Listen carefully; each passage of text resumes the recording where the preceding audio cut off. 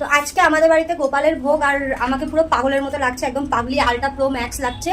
আজকে হচ্ছে বৈশাখ মাস শেষ হচ্ছে, তাই জন্য আমাদের বাড়িতে গোপালের ভোগ দেওয়া হয়েছে। তো সেই গোপালের জন্য ভোগের রেডি করছিলাম বলেই আমার এই অবস্থা, একদম পুরো কাগজ কুড়ুনির মতো লাগছে দেখতে। তো চলো এবার হচ্ছে ঠাকুরের ভোগ যেখানে দেওয়া হয়েছে, মানে আমাদের ঠাকুর ঘর, ঠাকুরের ভোগ সবটাই তোমাদেরকে দর্শন করিয়ে দিই। তাই এই হচ্ছে আমাদের গোপালের ভোগ, তোমরা সবাই ভোগ দর্শন করো। ওই কথায় বলে যে ভোগ দর্শনে নাকি দুর্ভোগ কাটে। তো তোমাদেরকেও গোপালের ভোগ দর্শন করাচ্ছি। এখানে সব গোপালের, হ্যাঁ গোপালকেও দেখাবো। আগে গোপালের ভোগ যা যা দেওয়া হয়েছে সব দেখিয়ে নিই।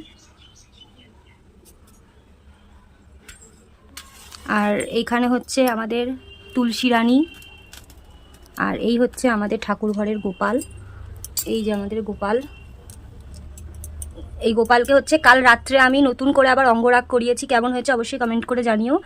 এর আগের দিনে যে অঙ্গরাগ করেছিলাম তোমাদের সাথে শেয়ার করেছি বলে কালকে রাত্রে যেটা বানিয়েছি সেটা আর তোমাদেরকে দেখানো হয়নি, তো এখন দেখিয়ে দিলাম। এই যে আমাদের গোপালের অঙ্গরাগ করেছি আমি কালকে নিজের হাতে। আর এদিকে হচ্ছে রাধাকৃষ্ণ আছে, ওই যে লক্ষ্মী মা। আর এইখানে এই কালী ঠাকুরের ফটোটার ব্যাপারে তো তোমাদেরকে আগেই বলেছি, এটা আমার ভাই রাস্তায় কুড়িয়ে পেয়েছে। আর এই হচ্ছে শিব ঠাকুর, আমাদের শিব ঠাকুরটাকেও আমি নতুন করে সাজিয়েছি।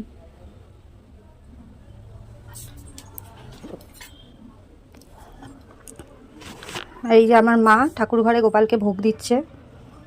ও মা, মা একটু তাকাও। কেমনে বসাতে সেটাই করতেছি। তো দেখাবো না তোমাকে? তুমি ভোগটা দিচ্ছ, তোমাকে তো দেখাতেই হবে। এই যে আমার মা হচ্ছে পায়ে যন্ত্রণা বলে ঠাকুরকে টুলের ওপর বসে ছাড়া দিতে পারে না। মায়ের পায়ে, কোমরে, হাঁটুতে যন্ত্রণা, তাই জন্যে। এই যে আমার মা।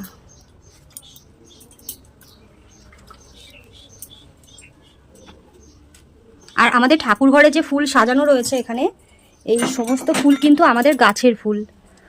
এই যা ঠাকুরকে যে ফুল দেওয়া হয়েছে সব আমাদের গাছের ফুল।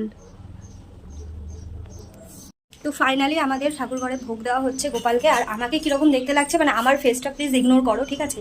একদম পুরো পাগলের মতো দেখতে লাগছে, পুরো ঘেমে স্নান হয়ে গেছে। আর আজকে গরমটাও প্রচণ্ড পড়েছে।